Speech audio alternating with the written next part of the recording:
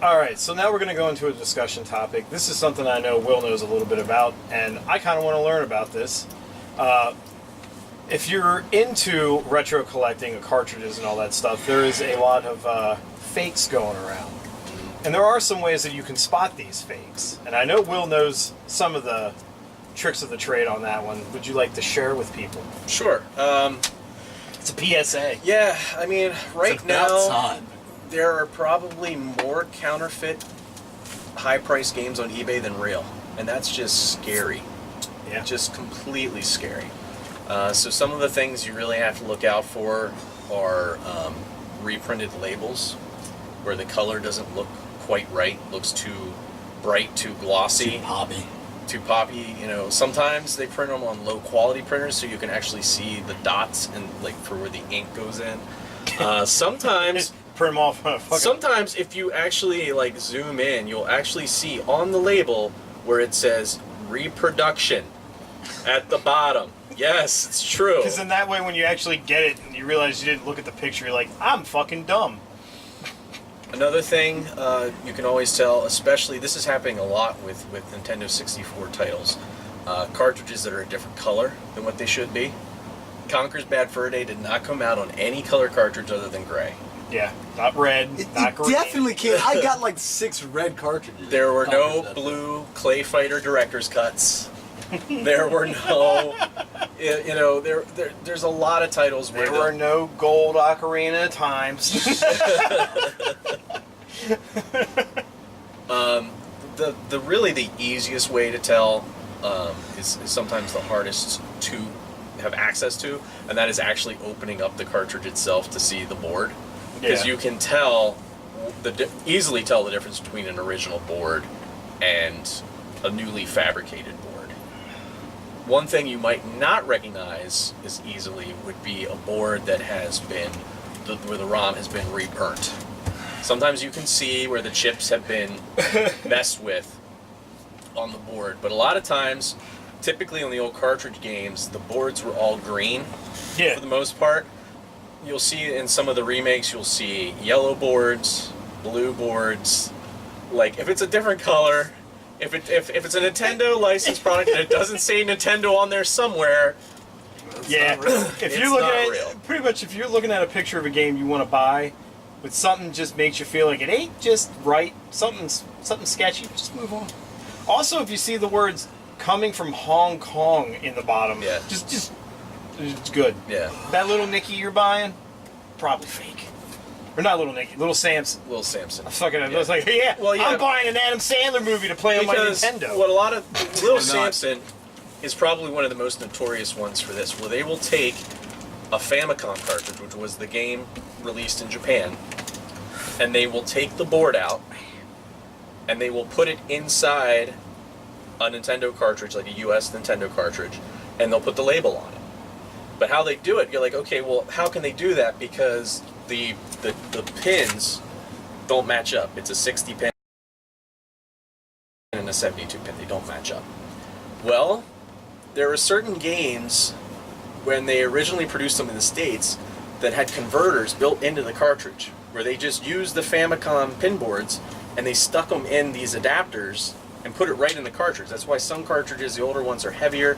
The ones that have 5 screws on them typically have these adapters built into them. It was cheaper for them to do than to make all these new boards. So people were getting those. I think a lot of Gyromite games were harvested for this. Harvested? Yeah. Like crops? Yeah, pretty much like harvest the organs out of them and put the 60 pin in the 72 pin converter, put them in the thing, slap a fancy label on it, and sell it to you for $800. When the Japanese game has gone up in price, I think partially because of this. But for the longest time, it was much cheaper to get it that way than it is to get it this way. Another thing to be on the lookout for is if it's too good to be true, it most likely is. If you see a complete in-box, pristine box copy of Little Samson or Dinosaur Peak or whatever, it's got the box and what the are manual. Any of these games? And, Flintstone. And they're selling it for thousands of dollars. Odds are those boxes are not real.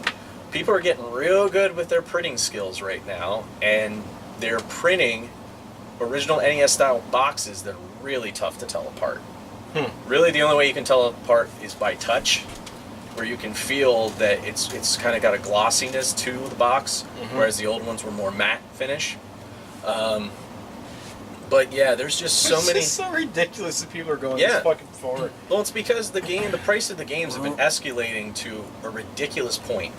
Like, if you look at a game like Hagane, the Japanese version was cheaper than the American version because the American version was allegedly a blockbuster. It was a blockbuster-only release, is what they said. Yeah. But nobody knows for sure if that's true. Not so much. Like I said, there weren't that many printed, and it actually got really, really popular for its difficulty and whatnot in America.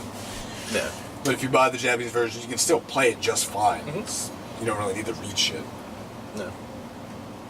I watched it on Summer Games Done Quick. It does look really fucking fun, but I'm not going to spend damn near $700 to play a Super Nintendo. Well, one nice thing is if we ever want to play it on the show, I happen to own a copy. So what you're saying is, don't rob Will Bacon, please. Don't go to Will Bacon's home in Crayley. Hey, it might not be in my house. You never know.